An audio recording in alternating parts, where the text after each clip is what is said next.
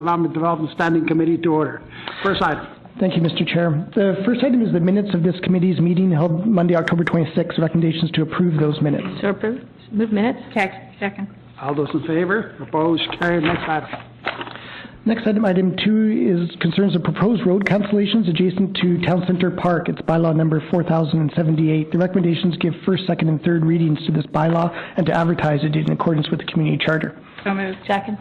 Any comments? All those in favor? Opposed? Carried. Next item. Next item, item 3, is authorization of a development variance permit for a lot width reduction for proposed subdivision at 1360 Glenbrook Street. The recommendation is to approve this development variance permit. I'll move it. I have questions. You seconding it, though? For questions. Okay. Go ahead, Councillor Reid. Does this ever go to everybody else on the street for their information?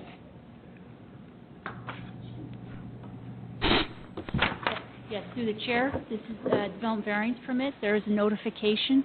I don't think I'm on. Am I on? Okay.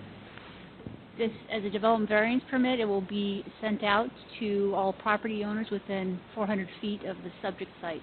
Okay, because the only other ones that are this narrow are at the south end, correct? Which can't be that far away from these ones. I believe all the ones, all four of the, yes, the 3 of the 4 that are requiring the variance are at the southern portion of the site. That's correct. No, I mean someone else's property on this same street has lots that are lower in width. Yes, that's correct. There's a previous development variance permit that had a similar lot width reduction. Yeah. That was recently. You say that 2 meters is what, 6 feet? That's not, you think it's insignificant, right? Well, it says in here, you've said insignificant in 2 places. Tell you where I'm having problems. We went through such a thing with the neighborhood plans up there. We went to all these big lots for a reason. We went to the small lots for a reason. And now we're just inching away at them all, and we're going to be changing the whole thing up there. And I don't know if that's what I really want to do. So I would approve, I'll second this. But I want it to go out to the neighbors, and I want to hear the neighbors' comments before I go any further on this. Because otherwise we're just destroying all the neighborhood plans we've done up there, and it's not fair. Yeah, I can confirm that, as Erica alluded to, there's a notification that we do mail out letters to people within the prescribed area around these proposed properties. Okay, so how do we hold off on this until we get feedback from the neighborhood? Well, the neighbors are informed that it's taking place at the council meeting the following week. They're allowed to come here. We ask for them to participate at the meeting, or they can also submit written comments. That's found in the letter as well. Okay. Mr. Chair, I have a question as well. So 400 feet. Now, are the other properties within 400 feet developed? Because if they're not developed properties, then there's no one to consult with. So I just want to make sure, Councillor Reid's pointed out that if we're going to check with the neighborhood, that we really are checking with the neighborhood. Mr. Chair, if I could, I'll respond to that, and Erica may want to add some comments. If you look across the street, and I'm looking at attachment 1, and you see the subject property there. It's about halfway up Glenbrook. Glenbrook is a lengthy cul-de-sac.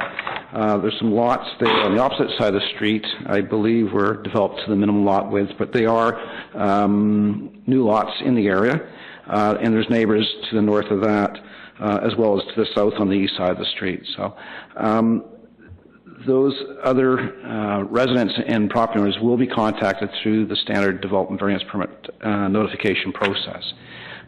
If I could, just going back to Councillor Reid's previous question, it's one of the things through our new process now where we come to the standing committee 1 week and on to council next week.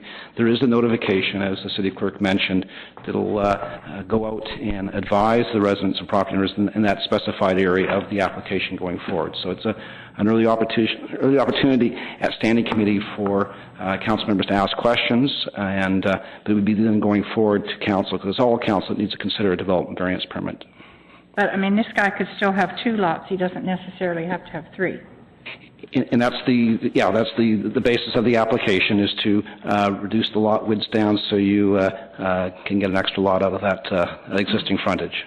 Well, I'm more interested in retaining some very large lot holdings up there. So I'm not really excited about this. So actually, yeah, go ahead. Did you wish to speak, Councillor Edmondson? Yep, if I could, please. Go ahead. Through Mr. McIntyre, is this not the same development that we just put through on a public hearing and passed, the Corn and K. Waltz property, or is this a separate property? This looks to me the same property. I believe that's correct. In this, Yeah, it is. Yeah. Yeah. So I guess my question is, why don't we have this all within the one package when it comes through? Why is it coming back as a separate item? When we just dealt with this property and they have their approvals, and we had the 4 lots shown on there when we gave their approval through the public hearing. So they've gone through this. We passed it all. That looks familiar. And now we're coming, and they've been approved on the diagrams as 4 lots that we had on the public hearing, and council voted in favor. Now we have this application coming in through another process, which to me seems to be cumbersome and maybe throws them backward from where they think they are. Mr. Chair, actually there is coordination between the processes.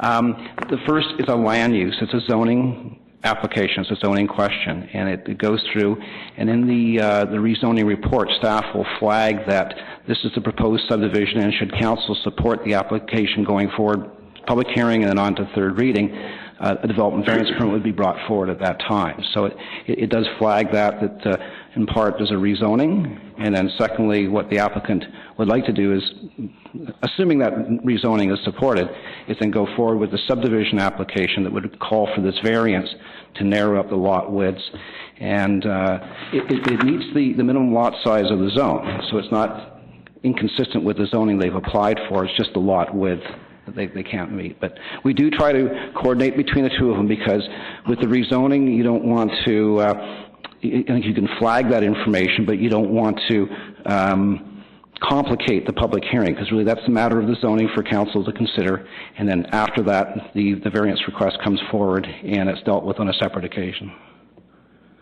Okay. Thank you. All through? Yep. Okay, Council Selena Robbins. Given that that's the case, I also looked at this and going, we've just seen this, but I was going through notes and I couldn't find it. Can I just make a suggestion that when a staff report like this comes forward, that you actually remind us that we've just approved a zoning? It was in there. Was it in there? I may have missed it. So, second paragraph.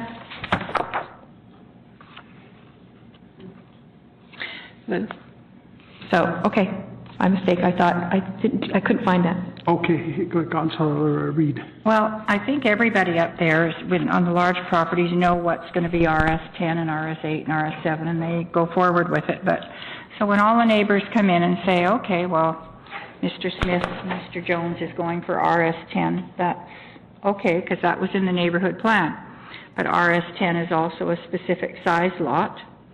And I would, perhaps, I'm assuming the wrong thing, but I would think most of the public would just assume that they are getting lots that are within those guidelines.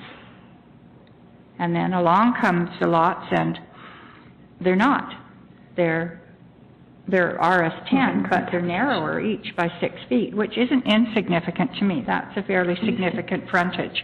And I think frontage in this case is Glenbrook's a small street. They're trying to keep it for large homes, and I don't know. I do have a bit of difficulty with that. Okay, what is your pleasure then on this one, council members? I don't know. Councillor Asmunsen's busy over there. Better ask. Just answering a question. I had a question, so he was. Okay, it'd be. Well, I think it's important to hear from the community. The concern at this point, as I was checking with Councillor Asmunsen, is there was a desire to have this area as RS10. Well, this RS10 zone, is my knowledge, only applies to Glenbrook Street. It does not apply to any other zone or any other area in Northeast or any other specific zone to this street. At this time. In the plan. Okay, well, we have a recommendation that's been moved and seconded. You want to move a tabling motion? What is it that you're looking for? I'm looking forward to hearing from the neighborhood that they understand that these lots are going to be 6 feet skinnier than the other lots. So you're Before I happy pass this. happy with the recommendation? Yeah. Well, No, I that's not what the recommendation says. No, but that is moved and seconded, that you want to go to the public after, you can't go to the public after the fact. Mr. Gilbert? The public is automatically notified. In fact, in this case, because we give them 2 weeks' time, the public has, the neighbors in the prescribed area that we do for development variance permits would have received a letter, because we assume that it goes forward to council. But if you decide to... And does the letter tell them that the lots are going to be 6 foot skinnier than the other lots on the street? Or if it does does, it just give them planning gobbledygook about which zone it's going to go through? if it doesn't say that explicitly, because I just don't have the letter in front of me, it gives them the enables them, tells them where to find that information and provides contact information. Yeah, that's, to me, that's deceitful. Go ahead.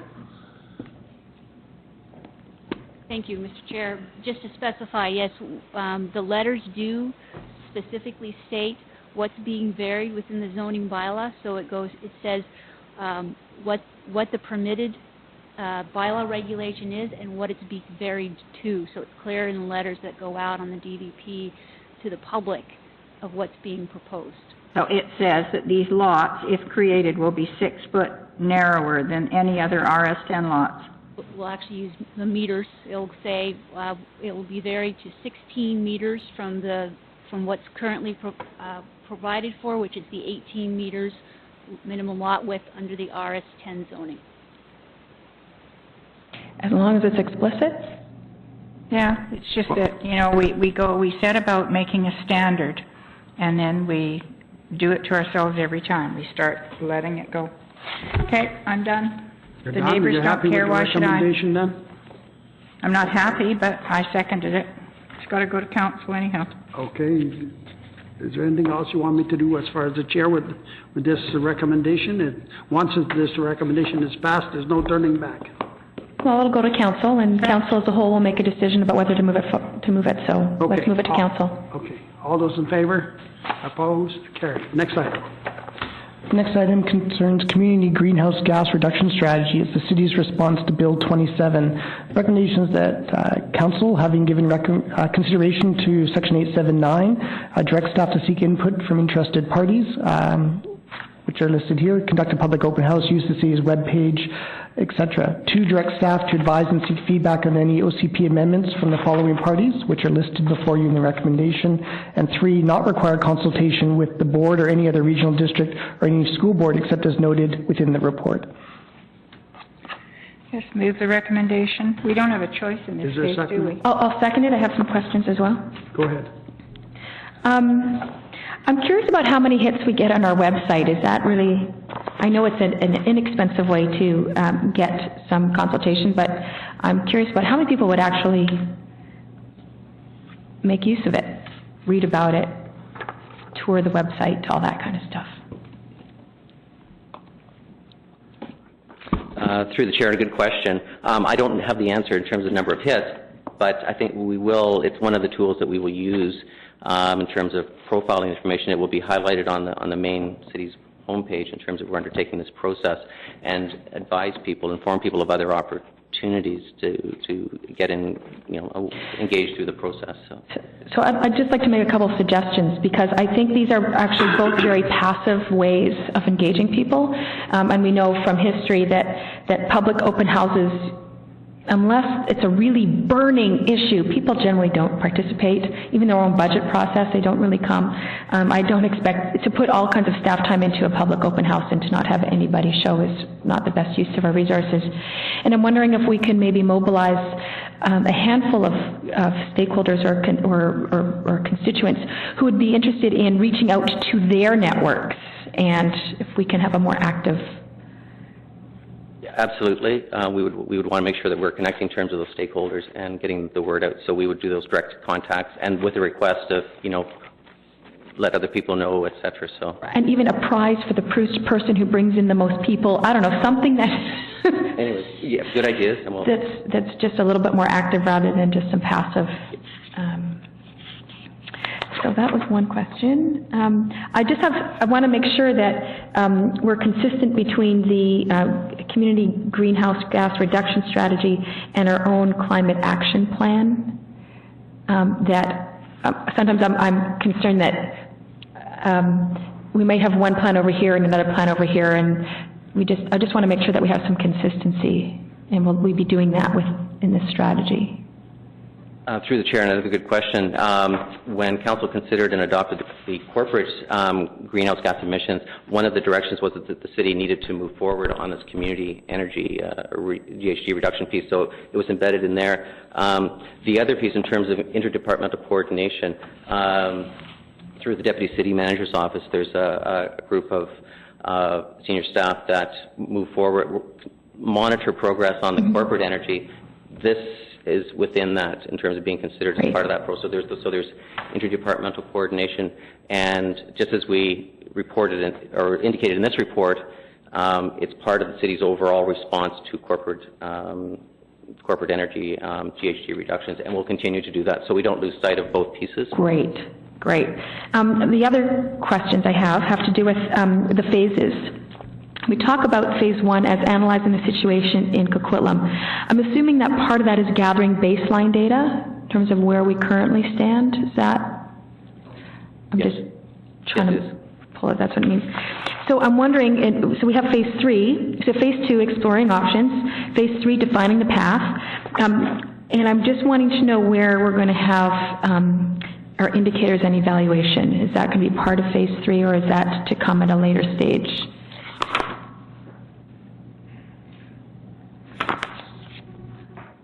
Through the chair, I'll provide part of the response. Ryan Perry, who's going to be coordinating, and the project manager, may provide additional information. One of the key pieces of this is to identify specific targets. So we'll start working on those early on in the process.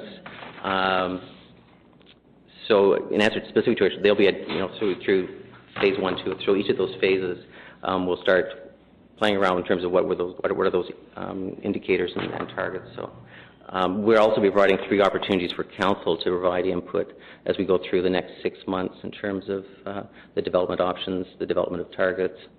Ryan, is there anything else? Certainly, yeah.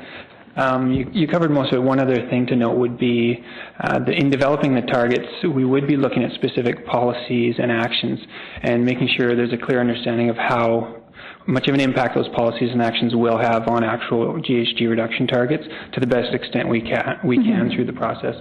So I think that will set us up quite nicely, actually, to both respond to Bill 27 and look at this as an ongoing process where whenever we're revisiting OCPs, area plans, and neighborhood plans, we can be continually evaluating how close we're coming to those targets and how much we're responding to those policies and actions that were established through this initial process. This is really the first step in a long-range process where we continually consider climate change.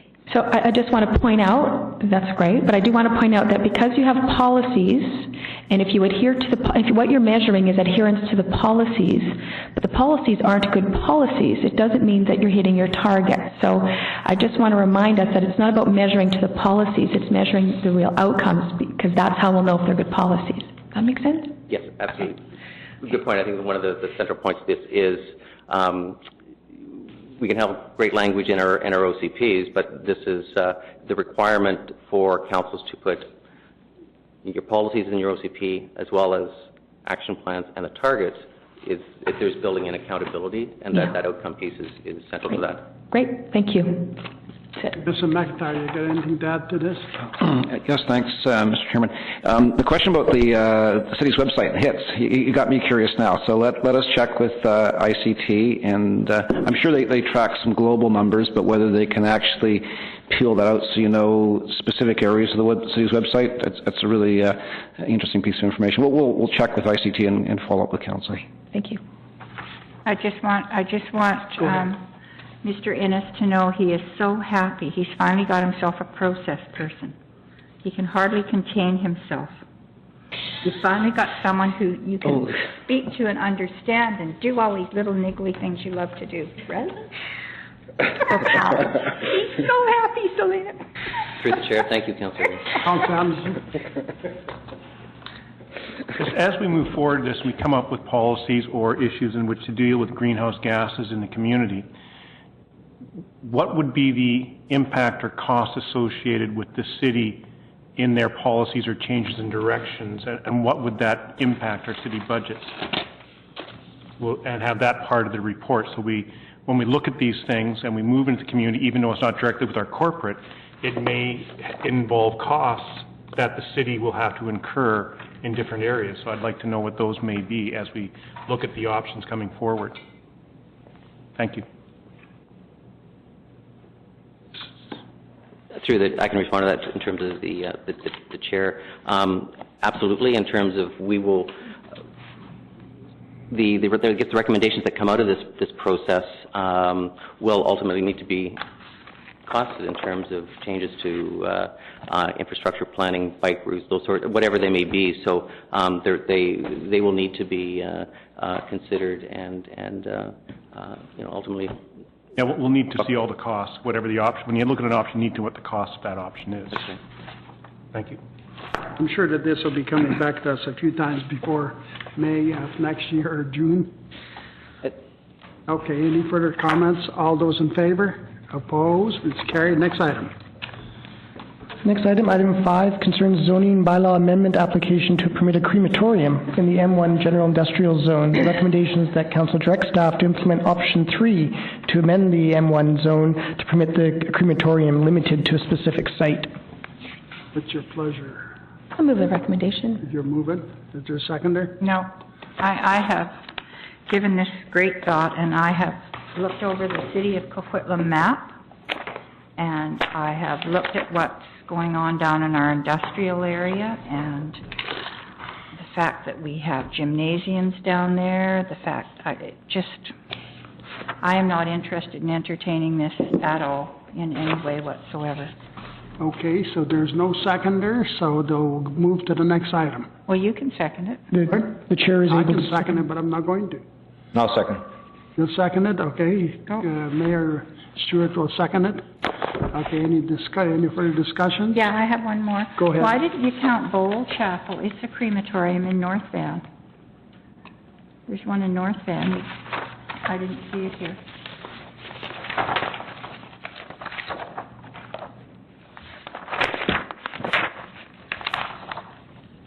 Unless it isn't anymore, but it used to be.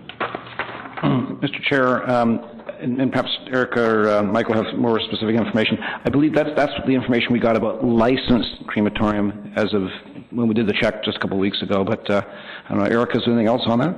Well, because it's right by the North Van Cemetery. That's correct.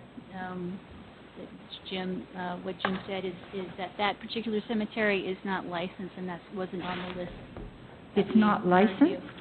How do you run something that's not licensed? I mean, it's been there for... It's grandparented. It might predate the provincial regulations. But.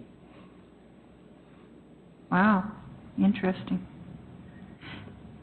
Okay, thank you.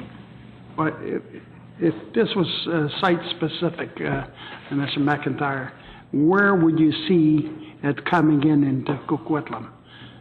You know, I'm sure it'd be some industrial land, but where would you see something like this coming in?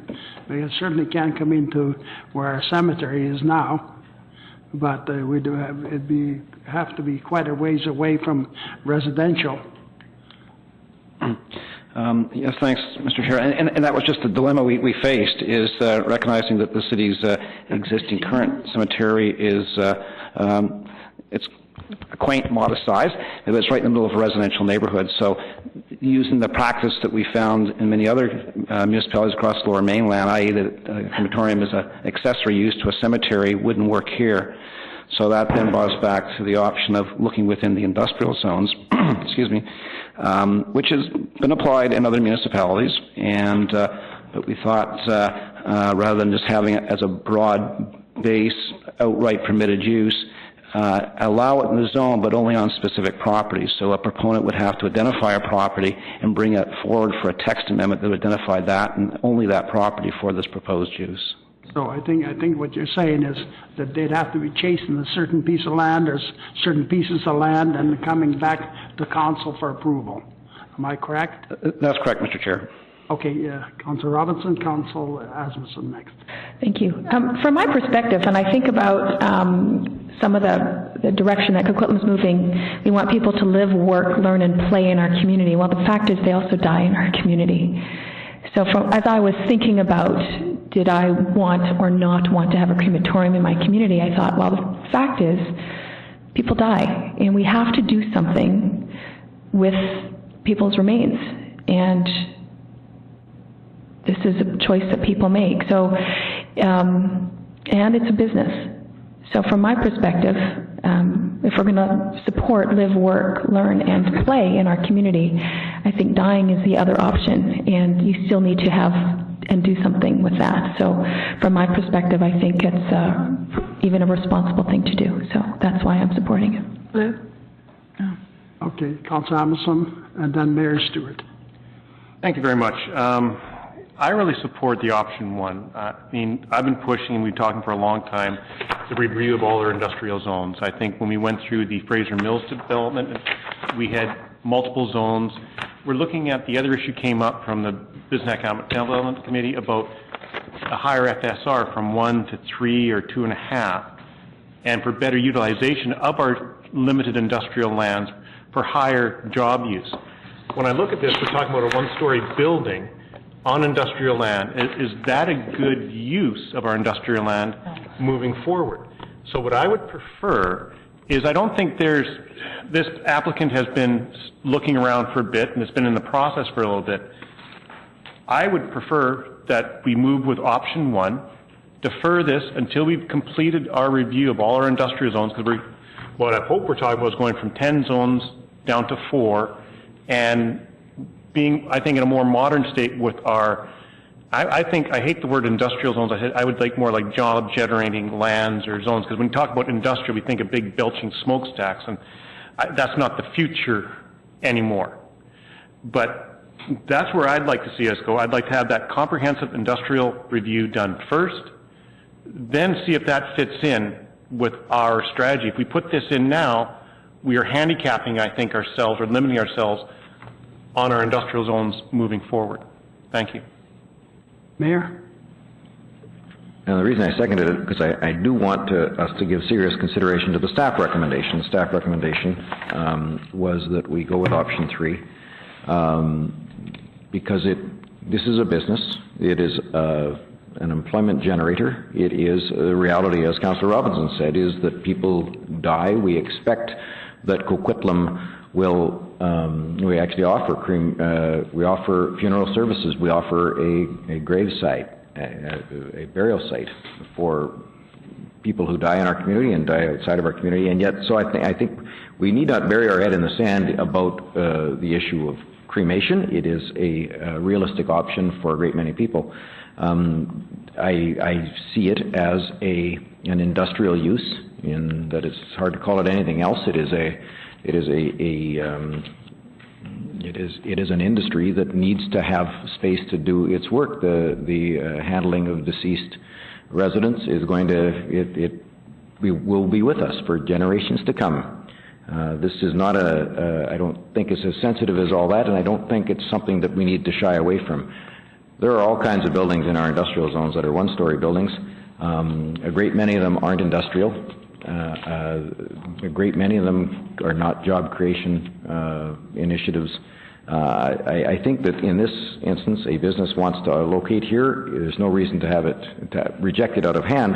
This option presents the business with the opportunity to go around and find a site that it thinks will meet the needs of council and approach us about it. Right now, it can't do anything, and we're rejecting the possibility that we know that cremations will happen. They just can't happen in Coquitlam, and I don't think that's all that responsible. I would like to see the business come back and make its pitch on a specific site, and then if we don't like that site, we can make our decision then, or we can defer it then, because it might, at some point, we might decide that that doesn't fit in with the industrial strategy that we want to develop. I don't know that right now is the time to do that. Right now is the time, I think, to allow the business to go out and make a pitch on a specific site. All through, Mayor? Councillor Reid. Well, I haven't changed my mind. I agree, Councillor Asmussen, doing a comprehensive review. I could live with that, but, you know, following your ideas, we better start lobbying for a maternity ward too, because then we need to have people born in the community, and we have trouble keeping the hospital next door open, so we know we're not going to get a maternity ward. I don't think that there's a shortage of crematoriums across this province, is there? And I'd like to hear more about that before it comes to council. That would be interesting to hear. And but at this time, I mean, when I saw this, I thought, oh my gosh, and I sat down with my little map and I sort of zoomed all over trying to think where, what periphery could we put this, and where would it fit? Well, I went through this a few years ago, about 10 years ago, I don't know, maybe who was here, Lynn maybe would remember, but we actually had someone, we were trying to figure out, there was a veterinarians association that came and wanted to do a crematorium at that time too. We thought, well, you know, I don't know, and we looked through it and we just didn't find a place that was suitable. But so I did the same thing. I went through and tried to figure out what businesses were there, what we could attract, and I just couldn't find personally a spot that would make me happy. So that's where I stand and why I stand. Councillor Alvinson? I think my point about wanting to have, number one, is I'm not opposed to the idea of a crematorium. It goes back to making sure that we're not limiting ourselves or putting things in places where we will say, geez, I wish we hadn't have done that at this time because it's causing us other issues. And the other issue I think we also have to take out, when you put a crematorium in an area, what is it going to do to the affected land or uses that want to go around that area? Do businesses want to locate and operate close to a crematorium where there's dead bodies? It has a negative connotation. So I think we have to look at all those issues, take all that information in, but I think the biggest thing is we have to do our review. We've been waiting for this review. It's underway.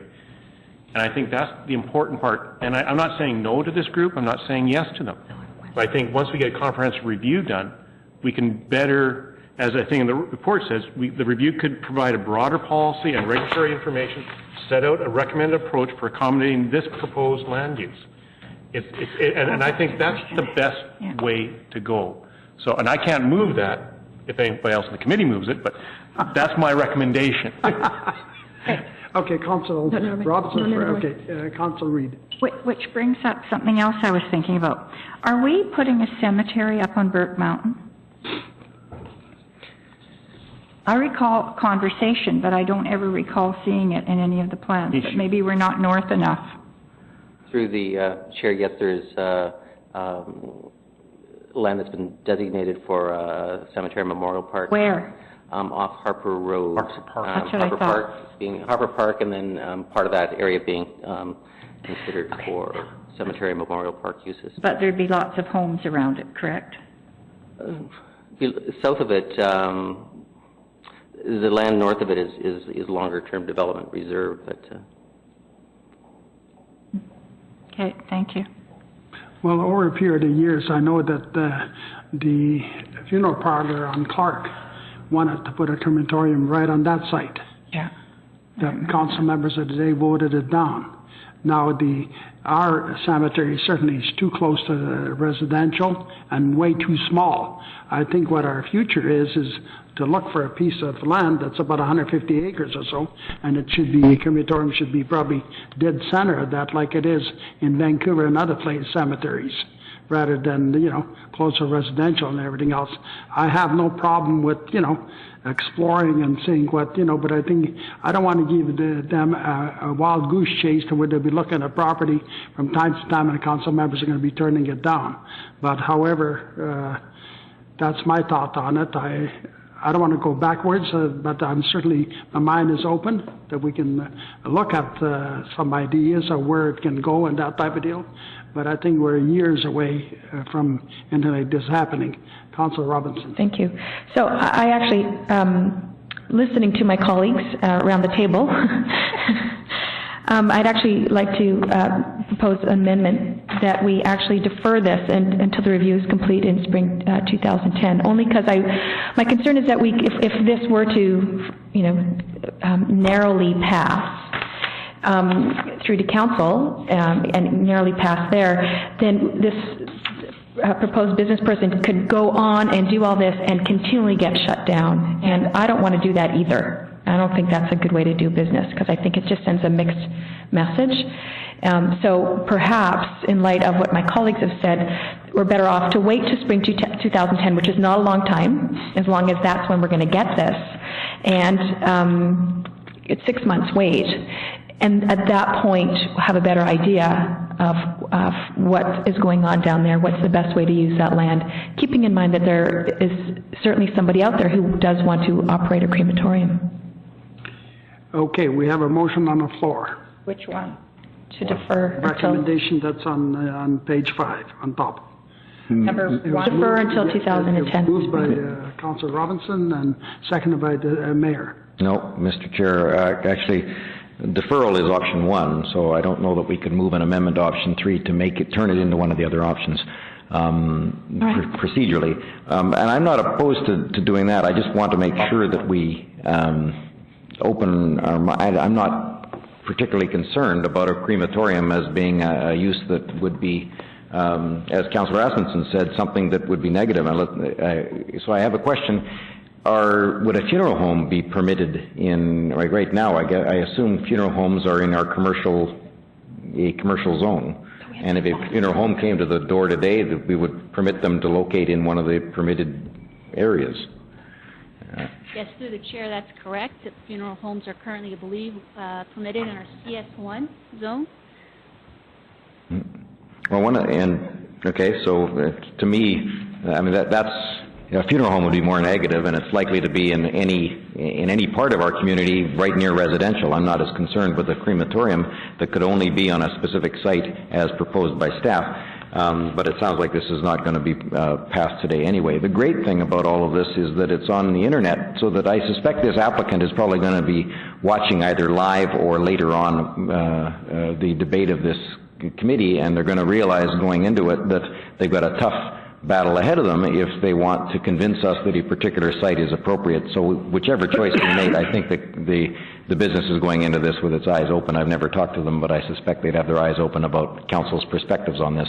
So I'm not worried about leading them down a garden path. So. Okay, what's the committee's pleasure? I think perhaps you need to withdraw your first motion, don't you? Well, we could vote on it. Pardon? We'll vote on a motion? There is. Yeah. There is a motion. Mm-hmm. So we can just vote on the motion, the original motion. Pardon? Vote on the original motion. Yeah, the motion is that the council directs staff to implement option 3 to amend the AM1 general industrial zone to permit crematoriums limited to a specific site. And that's what you moved. And I said there was no seconder, the mayor seconded, if that's what you were seconding. So now we do have a recommendation on the floor. Mm-hmm. Okay, all those in favor?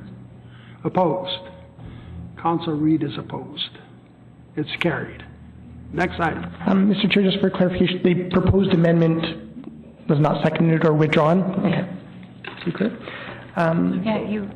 It's going forward. Yeah. You didn't do it. So stupid. You wanted to put 1 forward, Lou, not 3. This is the recommendation that was moved and seconded, as far as I'm concerned, because there was no seconder. Remember, I wasn't going to second it, you weren't going to second it, and the mayor said, I'll second it. And then Councillor Robinson said that she wanted to change. There's no seconder to that. Well, it was never put on the floor, so. That's why I suggested he withdraw. Because as I understand that the recommendation was moved and seconded. And if I'm wrong, then I don't know how I can be wrong. The original recommendation was indeed moved and seconded. Right. There was a proposed amendment which was not seconded. Now, if you want to make any additions to come up with another motion or something that will make you more comfortable with this one, it's fine. But so far, I don't see anything coming forward. Well, I would prefer to push forward number 1. This recommendation will be going forward to council next Monday. It can be amended at council as well, Because and we're too late now. I won't there are put a options second. there. Yeah, you're too late now. Okay, next item. Next item, item 6, concerns interim development application process for small-scale innovative housing choices in southwest Coquitlam. The recommendation is that council adopt the interim development application process for accommodating small-scale innovative housing choices in southwest Coquitlam in advance of completing an updated existing neighborhood plans. And I believe this is one of Council Reed's, one that you were quite adamant that this happens. So, anybody want to move the recommendation? I'll move, but I have a Second, question. and I have a question. Rightly moved and seconded. Okay, any discussion? Yeah. Council Reed.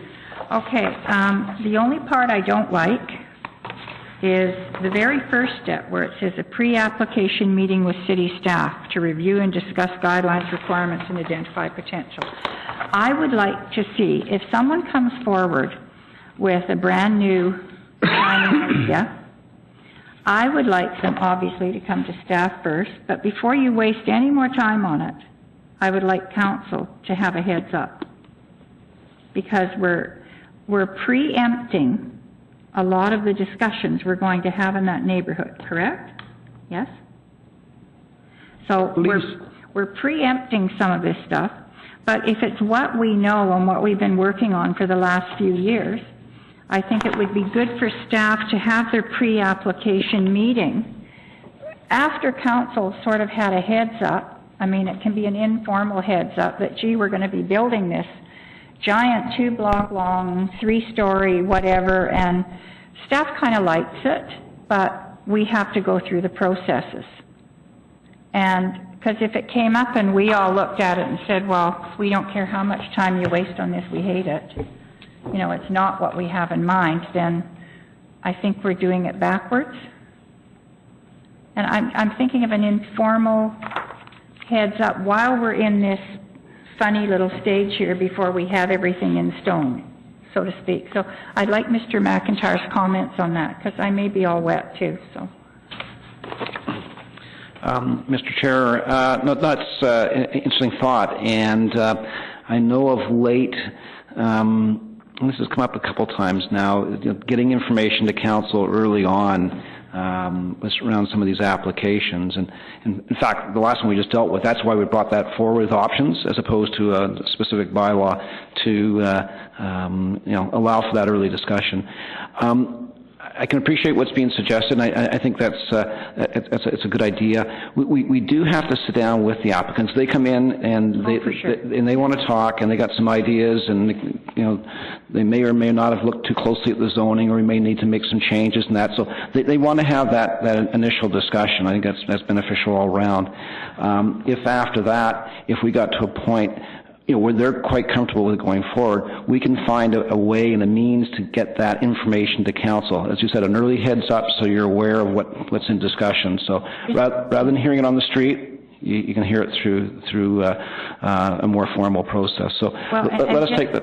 Just what the final outcome's going to be. I mean, and you guys have to do all your homework for sure. I would never want to preempt that, but I sure don't want you wasting months of your time and a developer's time when it comes out and we just don't think it's an acceptable thing to go in there at this time. Yeah. I think that's a really good suggestion, Mr. Chair. Let us take that away, and let's find a way that we can allow for that updating and plugging council in and some feedback, and that would be helpful. Other than that, I really like it, and I was thinking specifically about the one that we did down by the church, that corner property, remember? You did a lot of work, and then it came in, and then we said, well, gee, that's sort of not exactly what we had in mind, and it got back, and you sort of had to revamp all over. Not that we're geniuses at this, but at least we're trying to shape the community in the vision that we have. So it's more of a visioning thing for me. Thank you. Well, maybe what you want is this to, any of these kind of proposals come to the land use committee first, and then we can forward it on to the council members. There's no use of waiting to go through to the council and then find that it's another month behind or so. So maybe we'll use that as a easy way or a hard way. No, it's, I guess we're always juggling that between informing, discussing, and getting feedback and direction, but also building a lot more formal steps into processes, because that then starts adding the timeline. So excellent suggestion. Let us take it away. We'll find some way that we can work that in without, drawing things out for too long. Well, it would be just like staff saying, somebody came to us for a wildlife bear farm, at Marmont and Rochester, and instead of making the guy go through the whole process, it would be nice if you came forward and said, I don't think we're going to support this, but this is what it would look like, and I think we'd all say, I don't think so, Sure. I think it would be a speed up for staff. It would be a speed up for the developer for sure, not wasting his time. Informal. You wouldn't want a bear farm? Okay, Mayor. Thank you. No, you're first. Okay. Actually, on this very topic, I've had discussions with builders about how we get the creative juices flowing into the counter here, and I think in large measure they're waiting for someone to be the pioneer and to show that this process is going to work. They're waiting to see that we actually are as open as we say we are. I was guest speaker at a Greater Vancouver Home Builders Association meeting, and actually that was a big topic of the questions, like, how serious are you folks? Because they want to make sure that we mean business. So further to Councillor Reid's comments, let's make sure that this first one is going to work to the extent that we can without presupposing what the public hearing is going to go like. But I want to make sure that the first one is what we had in mind, or we can redirect the proponent in directions that are more likely to be profitable for him and satisfactory and down the path that we had intended to go. Before he spends a ton of money. Before he spends a ton of money and a ton of time, because time is money too. The industry, I think, can be way more creative than we give them credit for. Quite often they can bring some wonderful thoughts, and they can go do the research that we've done as a council to find out how these things can happen. But they need some assurance that we're going to be open-minded about it when it comes, and I've assured them. I even offered a prize for the first one. It was out of my own pocket. But to come forward and make a suggestion and have it go forward, I can't wait. I know that council can't wait for the groundbreaking of the first innovative project in the Southwest. Any other discussion? Nope, my question's been Do we have asked a and recommendation on the floor, or not yet? There is indeed. There is. Okay. All those in favor? Opposed? It's carried. No further items, There are no further items. so we stand adjourned. Thank you.